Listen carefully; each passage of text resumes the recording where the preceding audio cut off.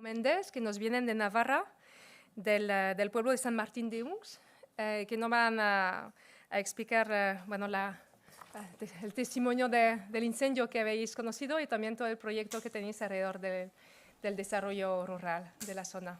Muchísimas gracias. A vosotros. Nos toca ponerle un poco de energía ahora después de la comida, así que a ver si, a ver si lo conseguimos. Bueno, ¿cuándo te das cuenta de que se está quemando tu pueblo, no? Pues cuando está ardiendo, ¿no? Lo primero, y para presentarnos, aunque ya nos ha introducido Sosig, yo soy Íñigo Méndez, trabajo en Fundación Emplea, una entidad dedicada a la innovación social, la innovación rural, y sobre todo trabajo proyectos que tienen que ver con el mundo del vino y la lucha contra la despoblación, ¿no? Vengo aquí con Julián. Bueno, yo soy Julián Palacios, soy viticultor en San Martín de Uns, soy ingeniero agrónomo. Tengo una pequeña empresa de asesoría en viticultura y bueno, aquí nos veis a los dos el domingo en nuestro pueblo preparando la charla con mucho tiempo, ¿no? Entonces, habíamos comentado con Sosig este título, el de prevención de incendios forestales, reactivación del mundo rural y tal, pero se nos había ocurrido que por qué no podíamos tener un título más corto y más directo, que es Un pueblo, dos incendios. ¿De acuerdo? Nosotros venimos de San Martín de Uns, que somos un pequeño pueblo en la mitad de Navarra, en la zona media de Navarra, bueno, de tradición vitivinícola de hace más de 1000 años, que sepamos, con la variedad garnacha como variedad emblemática y, bueno, un pueblo en el que se vive por y para la viña. Viñas que en gran parte están escondidas, ¿no?, o imbrincadas en el territorio, en el monte, en un paisaje muy de monte bajo, que llamamos allí, también pues un mosaico mediterráneo entre, aunque estemos más lejos del Mediterráneo que aquí, entre lo que es el sur de Navarra, mucho más árido, y el norte, ¿no?, y el Pirineo, el Prepirineo, y en ese sentido es un paisaje de carrascas, coscojos, pero sobre todo es un paisaje de lavanda, romero, tomillo, que, pues como bien sabéis, las personas que estamos aquí, eso acaba imprimiendo carácter a la viña. Entonces, bueno, eso es un poquito para que nos conozcáis un poco mejor, y ahora aquí os queremos contar pues una historia. Esta es la historia del fuego rápido, ¿no? Para que os pongáis un poco de situación, la historia comienza a las 12 de la noche del día 19 de junio, esa primera noche de verano, sábado, día de celebración, además en el pueblo, la gente ha cenado en la calle, está tomando pues un vino, un cubata y divirtiéndose, ¿no? Y a las 12 se da la alarma de que hay un fuego en la zona sureste del pueblo, ya limitando con Unjue, que es otro pueblo allí, y que por cómo viene el viento, que es un viento sur muy, muy, muy violento, pues parece que puede plantarse unas horas en el pueblo, ¿no? Entonces la gente, imagina, pues se revoluciona, se acaban un poco las risas y la gente se va a cambiar, empiezas a ver tractores, todoterrenos, todo el mundo muy nervioso, gritando, explicando. Así se llega a las 3 de la mañana entre tractores que intentan cavar zanjas y hacer pequeños cortafuegos, maderas que se empiezan a talar, gente que empieza a mojar las entradas del pueblo, y a las 3 de la mañana se desaloja la residencia de ancianos. Entonces tenemos una residencia con cerca de 30 y tantos usuarios, y la gente de forma voluntaria a las 3 de la mañana les decide desalojar, despertar, desalojarles y llevarles a otro pueblo, ¿no? A las 6 de la mañana ya lo que se desaloja es el pueblo entero. Imaginaos la Guardia Civil con los altavoces, los megáfonos, ¿no?, dando vueltas por el pueblo para quien no se había enterado, que todavía estaba dormido, la gente tocando los timbres, subiendo a bajar a las personas, sobre todo personas dependientes o personas que todavía no sabían nada, ¿no? Se llega a las 9 de la mañana, es justo solsticio, o sea que amanece muy rápido, ¿no?, y el pueblo amanece pues de esta guisa, ¿no? Lo que veis por ahí no son nubes, todo eso es humo de las llamas que ya han recorrido unos cuantos kilómetros y están al lado del pueblo. La Guardia Civil ya se ha ocupado de desalojar todo el pueblo, menos algunos grupos de personas voluntarias que se han quedado para un poco indicar a los bomberos, ayudar, mover mangueras y demás, ¿no? Y mientras tanto llegando bomberos de muchas partes, sin orden ni cabeza ni nada, intentando hacer algo, ¿no?, pero todavía sin ubicarse. A las 11:30 empieza un poco a complicarse más el asunto. Esto, para que os hagáis una idea, es la vista desde el casco medieval del pueblo hacia el monte, ¿no? Y las llamas ya por varios lugares están justo en las entradas del pueblo. El viento no para y las llamas, que ya han devorado un montón de hectáreas, se van a plantar a punto de un casco medieval que habéis visto que son todos tejados pegados, ¿no?, que corre peligro. A las 12 empieza a suceder que ya estos son justo las salidas del pueblo, las entradas, y el viento sigue siendo súper fuerte y ya lo empieza a traer hacia las casas. Además hay 2 de las 3 salidas del pueblo están cubiertas por llamas, con lo cual ya no son accesibles. Y lo que aquí se da la orden desde uno de los cuerpos de bomberos de desalojar definitivamente el pueblo, también de la gente voluntaria que había y de todo el mundo, por peligro de no poder salir, ¿no? Porque el pueblo se va a quemar. Aquí se anuncia que el pueblo se va a quemar y la gente que está con los camiones cisterna empieza a dar marcha atrás, todo el mundo, el alcalde, la gente que ya ha visto las casas comerse las llamas, porque entran en algunas calles. Y esto es lo que hace la gente, o lo que nosotros hemos visto que hace la gente cuando le dices que su pueblo se va a quemar, ¿no? Lo que hacemos, Lo que hacemos, claro, Julián y yo también estamos allá. Estos son 2 chicos mojando la desesperada por las primeras casas, están viendo el fuego ahí, y las primeras casas, ¿qué hacen? Pues los tejados, las ventanas, lo mojo, me voy, y aunque sea a ver si tarda un poco más, a ver si pasa algo, ¿no? Mientras están viendo las llamas, justamente llegar. Y ahí sucede un pequeño milagro dentro de la pesadilla, y de toda esta gente que está trabajando a la vez, y también de una pequeñña ayuda externa que llega ya a la una, que llevaba un rato trabajando y ya deciden descargar justo en las entradas del pueblo, jugándosela bastante sobre las casas, sobre la gente, pero porque no había otra salida, los hidroaviones de la UME, me parece que eran, y descargan y alivian un poco toda esa tensión, ¿no? El fuego continuó muchas horas, ahora vamos a ver un poco los resultados, ¿no? Pero bueno, por lo menos no se quemaron las casas, la residencia de ancianos, que era donde ya estaba el fuego plantado, ¿no? Entonces, bueno, nosotros estamos viviendo un incendio muy bestia, una experiencia que no habíamos vivido en la vida, ¿no? Que lo ves por la televisión y cuando la vives, pues nosotros compartimos que es el peor día de nuestra vida, pero resulta que los bomberos que están por allí, de distintos sitios, ¿sabéis? Este es de Donosti, pues dicen que es uno de los incendios más bestias que han visto, ¿no? 5 frentes, el viento era la locura y bueno, y al final pues vemos que lo importante es que no haya ningún herido, que no haya ningún fallecido, que todas las personas estemos bien, porque el núcleo que nos quedamos en el pueblo éramos muy pocos y que el pueblo no se quemase. Entonces, que el pueblo no se quemase, como ha dicho Íñigo, pues casi podríamos decir que es un milagro, aunque no, realmente no lo fue. No fue en cómo nos implicamos un grupo de gente del pueblo, los bomberos y todos los medios disponibles. Entonces, os hemos hablado antes de cuál era nuestro paisaje y el 19 o el 20 de junio por la mañana del año pasado, pues era este. Entonces, bueno, pues nosotros ahí ¿qué vemos, no? Ahí nosotros resulta que vemos que, bueno, joder, resulta que las viñas era lo único que seguía verde.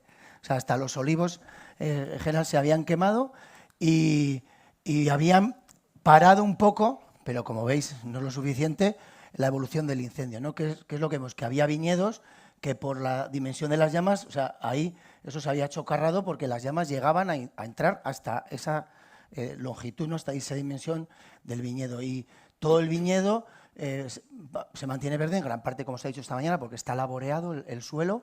Vemos la capacidad que tiene la vid de soportar el fuego y bueno, nos queda un poco el decir, joder, nosotros teníamos, a ver que esto no pasa, no sé por qué, bueno, nos quedamos en plan, lo que de nuestro pueblo había hecho algo singular desde hacía más de 1000 años, resulta que ante una de las, no nos pasa la diapo, ante una de las catástrofes más grandes que se han vivido, entendíamos, ¿no? En la historia del pueblo, pues se ha quedado vivo, ¿vale? Vamos a ver un momento. A ver si nos... Yo creo como que ha salido de la pantalla ahora. Ah, vale, igual he dado yo algún botón, raro. No sé. A ver.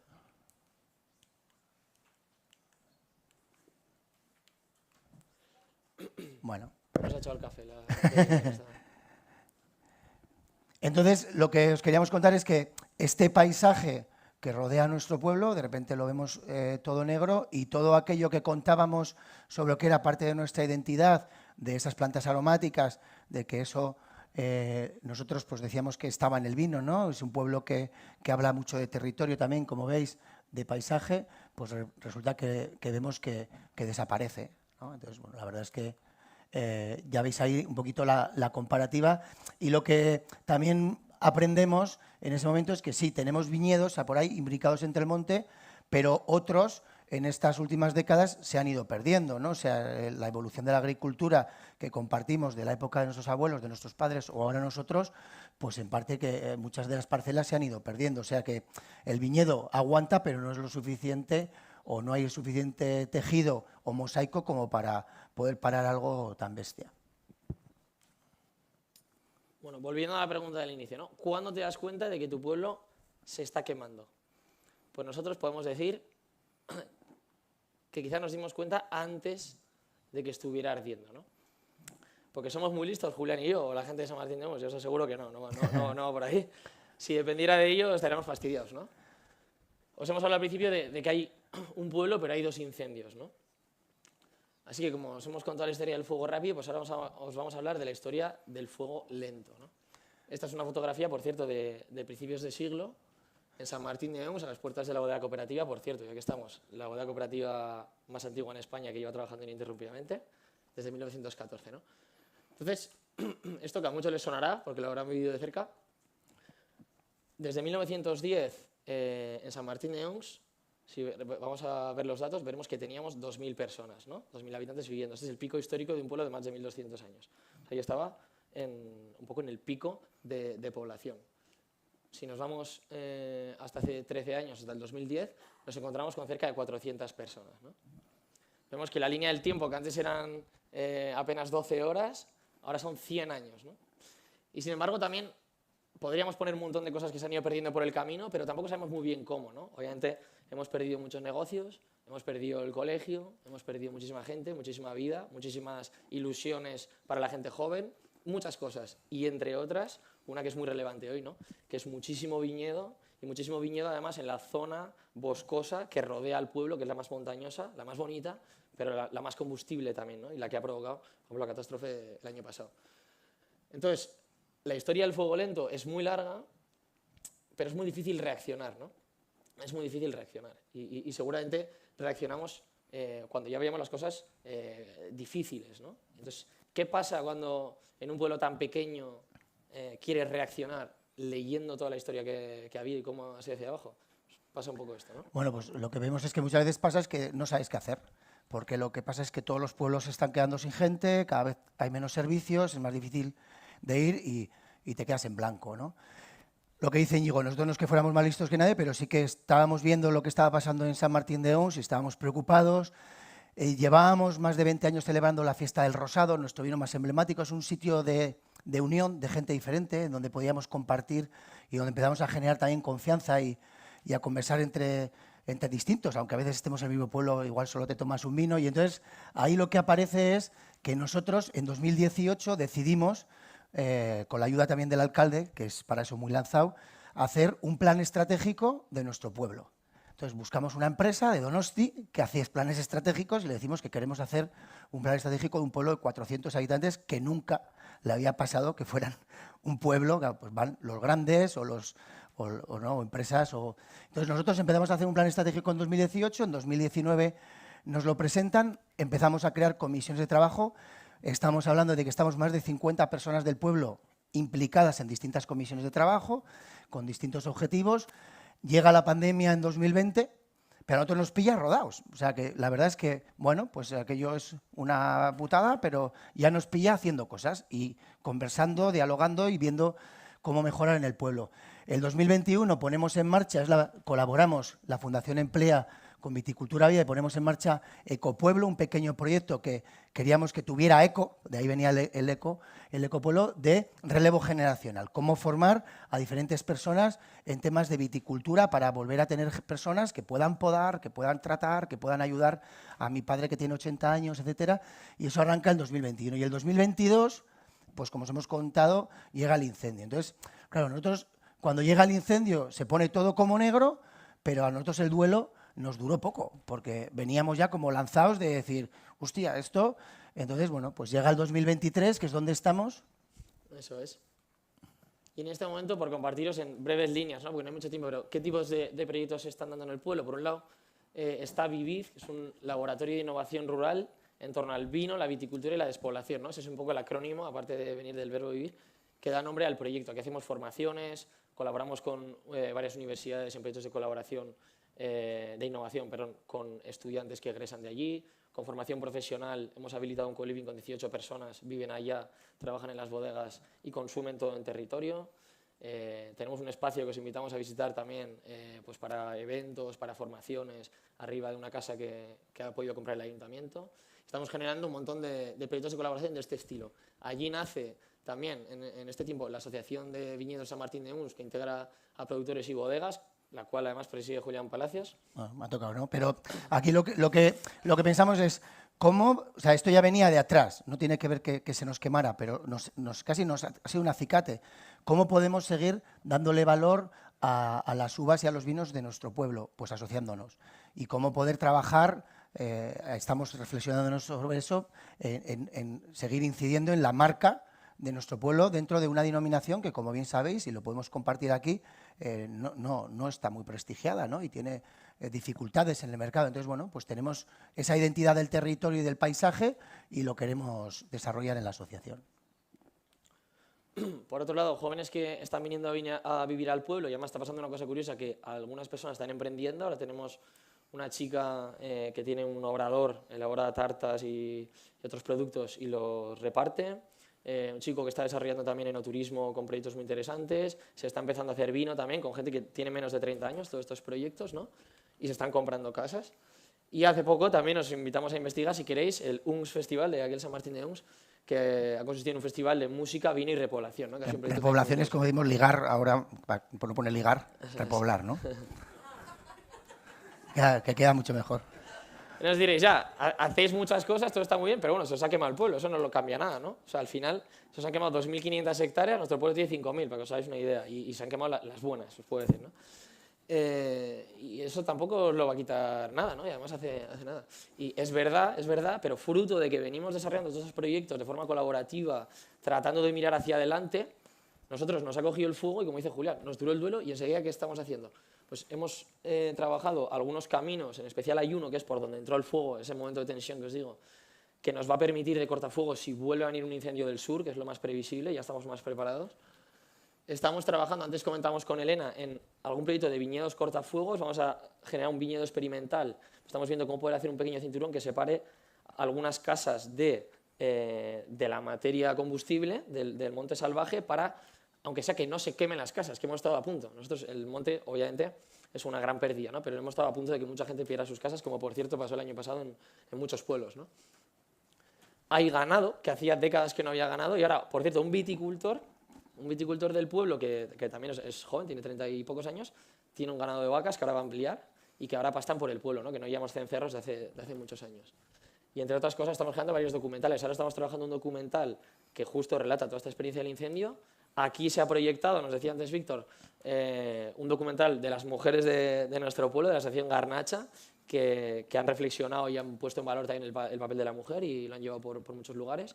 Y Julián tiene el documental de las podas olvidadas también, ¿no? Que algunos habréis visto, ¿no?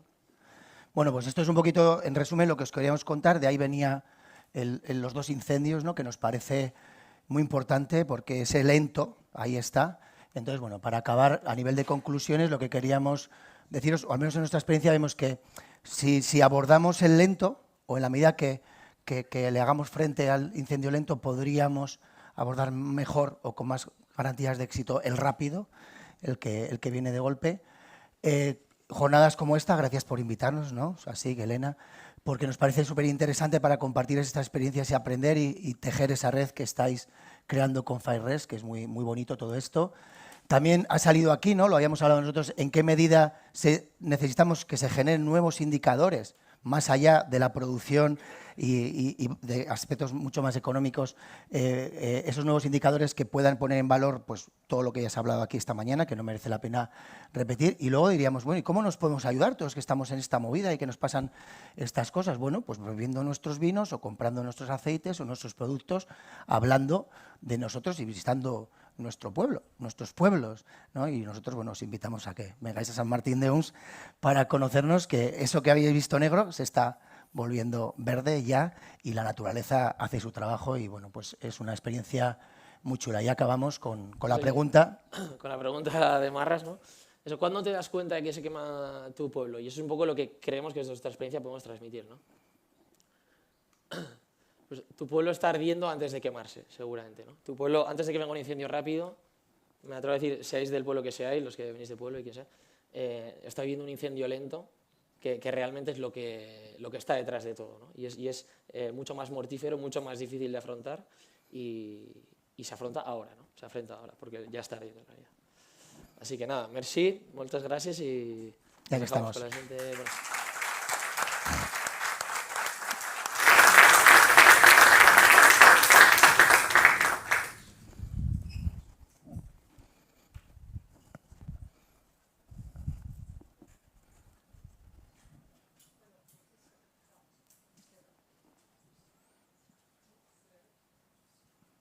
Hola. Bueno, si hay algunas preguntas. Sí, ¿no?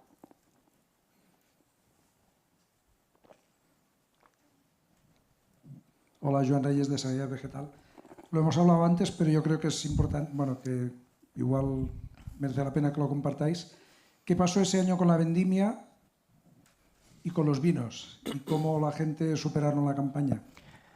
Aunque no se en las viñas que no se quemaron, evidentemente. Qué bien que lo has preguntado, Joan, porque se nos ha olvidado contarlo y lo habíamos hablado, como dices antes. Mira, nosotros justamente una semana antes al incendio habíamos estado en unas jornadas en Burdeos y se había hablado mucho del smoke taint y se había hablado mucho de lo poco que hay que hacer o que puedes hacer en el viñedo en bodega sobre eso.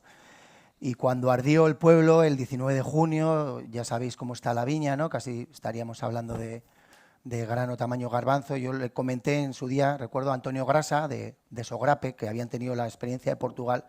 Digo, Antonio, no tendremos smoke taint, ¿no? Porque ha sido muy pronto. Y me dijo, sí, tendréis smoke taint. O sea, lo tenía clarísimo. Y nos dio el consejo de hacer el esfuerzo de separar en la elaboración las viñas de la zona quemada de la zona no quemada. Por favor, porque si no, todo tendrá smoke taint. Entonces, bueno, sí, ha habido un smoke taint de caballo, muy bestia. Y bueno, aquí a la mañana se han dado ideas de, bueno, esto se vende como una cosa singular, no sé qué. Yo no sé otros smoke taint cómo son, pero el nuestro es muy... O sea, hay un olor que puede ser casi anecdótico, pero es que hay un sabor que es como si comieras ceniza. Entonces eso no lo puedes vender. Entonces es verdad que se está sufriendo mucho porque la situación no es nada fácil, pero se ha buscado y se ha pedido ayuda al Gobierno de Navarra para ver cómo, no, evidentemente, esos vinos no van al mercado y bueno, pueden ir por otro conducto, ¿no?, de destilación o lo que sea, porque el smoke taint está ahí. También es verdad que cuando pasó aquello, claro, ya veis cómo se queda todo, las cenizas, había una cierta debate sobre ¿y cuánto va a durar este smoke taint? Y también ahí los que saben, pues un año va a durar, porque el año que viene, si no hay fuego, no habrá humo y no... Entonces, bueno, gracias por preguntarlo, Joan, pero sí, es añadirle a la devastación del incendio la cosecha, que salvo en esas 4 viñas que se chocarraron las uvas, el resto fue buena en kilos, ¿no? Pero el smoke taint ha estado ahí, sí. Bueno, decías que el año siguiente no.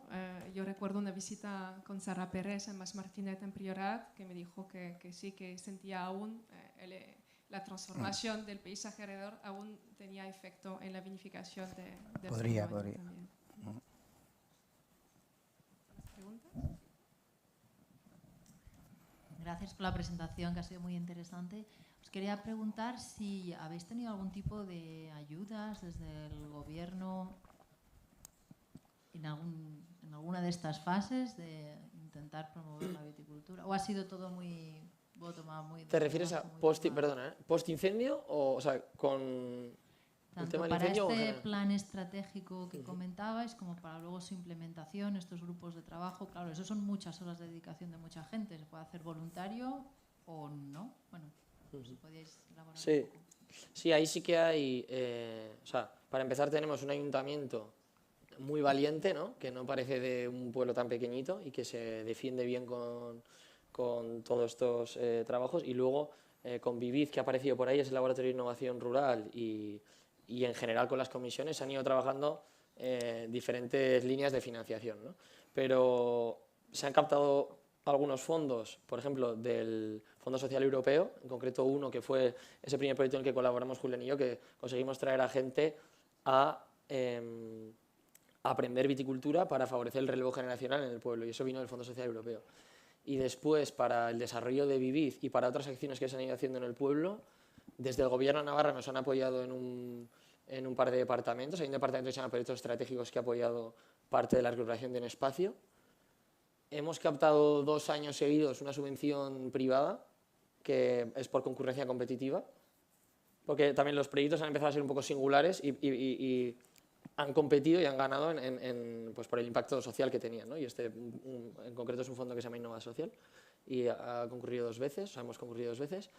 Y después de Madrid, por ejemplo, de turismo, hemos concurrido a un Next Generation, que también nos hemos llevado, que ahora se está desarrollando, que ahí se presentó el ayuntamiento. Y fue de estos fondos muy rápidos que se movieron por pandemia, que conoceréis seguro, los Next Generation. Ahí nos llevamos uno para el plan de enogastronomía, eran los planes de sostenibilidad turística en destino, les llaman, con la temática de enogastronomía. Lo que un poco el aprendizaje también estamos viendo estos años es cómo, juntándote muchos para compartir, ¿no? Y conversar, que no es fácil porque los pueblos pequeños, sabéis, ¿no? Hay un refrán en euskera, ¿no? Herri txikia infernu handia, que es pueblo pequeño, infierno grande, ¿sabéis? Igual aquí también pasa. O sea, que no es fácil, pero realmente luego te pones a pensar y tienes muchas más cosas que compartir que las que te separan, pero a veces las dinámicas de los pueblos chiquitos pues son complicadas. Pero sí que hemos visto es que hemos ido generando como mucha autoestima, creernos a nosotros mismos lo que podíamos ser capaces de hacer, poder ir al Gobierno de Navarra con proyectos que tienen una visión multidisciplinar en la que estamos participando distintas personas y ir al Gobierno de Navarra a plantearle nuestras ideas con mucha valentía y casi a veces en plan, bueno, nosotros esto lo vamos a hacer, si queréis os damos la oportunidad de que os suméis a este proyecto, ¿no? Queda un poco así, pero, o sea, igual romper eso de que a veces creo que de los pueblos íbamos así en plan, algo para nosotros no habrá por aquí, no sé qué, y el de Navarra, ¿y para qué quieres? Pues no sé, pues dígame. No, nosotros llamamos con las ideas concretas de qué planes queremos desarrollar, en qué tiempo, y si nos ayudan, cojonudo, ¿no? Pero yo creo que ahí esa parte de bueno, ¿por qué no, no? ¿Por qué no puede ir un pueblo a Madrid a presentar un proyecto y ganarlo? Y bueno, es bonito, y la verdad es que has dicho una cosa, todas nuestras horas son a 0 euros, eso está claro, pero piensas en qué medida la generación de nuestros hijos podrá encontrarse con un pueblo con más oportunidades. Y yo creo que eso pues también ya solo eso merece la pena, ¿no? Aunque evidentemente nadie dijo que iba a ser fácil. Pero está yo creo, ese cambio el orgullo de pueblo, esa identidad. Sí, yo tengo una pregunta, porque te presentas como Fundación Amplea, Íñigo. Y esta fundación tiene un ámbito bastante más amplio porque abarca gran parte de España, ¿no? O del sur de España. Entonces, ¿cómo recogen esta experiencia de San Martín y cómo lo entienden o cómo lo valoran a la hora de tener esta visión más nacional? La fundación, para que os hagáis una idea, es una fundación de 8 o 9 personas, o sea, no es una fundación súper grande, pero sí que como trabajamos en red, trabajamos siempre con otras entidades. Tenemos varios proyectos y, como dices, es así, pues tenemos proyectos en el Levante, tenemos en Guipúzcoa, tenemos en Navarra, hemos tenido alguno en Latinoamérica, ahora mismo estamos por ahí. Entonces, pues para que veas, y esto es muy curioso, ¿no? Parece que en los pueblos pequeños no se puede desarrollar nada y todo está en las ciudades. La fundación entró en el pueblo para este proyecto Ecopueblo de desarrollo de relevo generacional en la viticultura y pues, se vio que había un montón de cosas que hacer. Solemos decir, en los pueblos, si algo sobra son retos, o sea, cosas para hacer. Está todo lleno, lo que a veces no hay es recursos, ¿no? No hay personas y no hay dinero, no hay recursos humanos ni económicos, pero retos había un montón.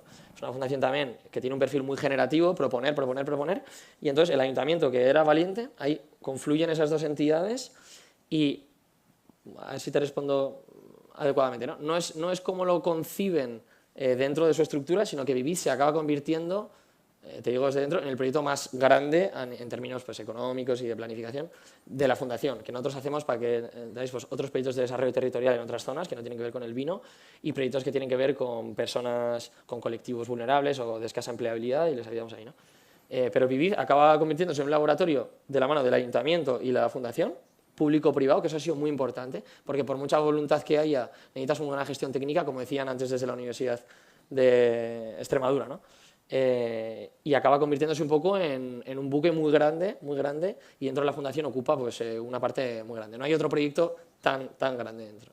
Entonces han apostado, sí que ha sido una apuesta muy curiosa, que a lo mejor hace 7 años o hace 10 años o 20 no se hablaba tanto de todo esto, a lo mejor no había también esos fondos a los que irte agarrando, ¿no? O ese interés social y económico, cultural en esto de la despoblación, pero se ha generado un proyecto viable para que una fundación desarrolle un montón de innovación, ¿no? ¿Y se convierte en modelo?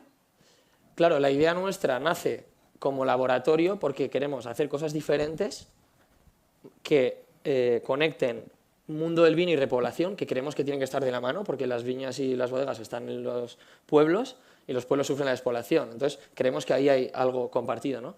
Y la idea nuestra es que luego esto se pueda aplicar, se pueda adaptar en otros lugares.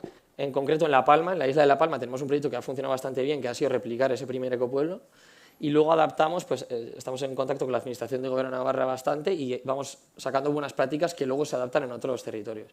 Por ejemplo, en Pirineo, en Bargota, que es otro pueblecito que también hace vino y demás, adaptamos cosas. Y bueno, vamos poco a poco aprendiendo también la manera, ¿no? Vemos que no es lo mismo una formación especializada que otro tipo de colaboraciones. Hay unas cosas que tienen que crecer de una manera, otras cosas que es mejor traer gente de fuera aquí y que luego vuelvan a sus lugares habiendo aprendido X cosa. Vamos viendo de qué forma impactar en otros sitios sin perder ese territorio, ¿no? Que por eso me recordaba un poco a lo de Extremadura y ese tema del mosaico. Pero sí que hemos visto también esa parte de proyectos espejo o piloto, ¿no? Que en el caso de la asociación que hemos formado ahora de viticultores y bodegas, el Gobierno de Navarra también, oye, como pues id haciendo, ¿no? Y vamos, porque hay otras iniciativas para desarrollar en sitios que hacen queso, o sitios que hacen miel, o sitios que hacen, ¿no? Porque cada sitio tiene un poco su identidad. Entonces ahí yo creo que siempre hemos tenido como la parte de compartir y de ser muy generosos y también contar pues todas las dificultades que nos estamos encontrando, que son un montón. Y ahí la parte del Gobierno de Navarra cuando apoya sí que suele ser muy interesante de, oye, que sea para aprender, ¿no? El aprendizaje de estas iniciativas. Entonces, bueno, eso también está chulo. Porque si no, no tiene sentido también. O sea, quiero decir, somos 400 habitantes, Navarra tiene 600.000, no van a dedicar esos recursos, ¿no? A no ser que de ahí puedan salir unas prácticas que se entiende que son trasladables. Entonces, nosotros lo que intentamos decir es, con esto se va a beneficiar todo el mundo de esta manera, de esta otra manera, si no sabemos que nuestro recorrido sería muy corto, ¿no?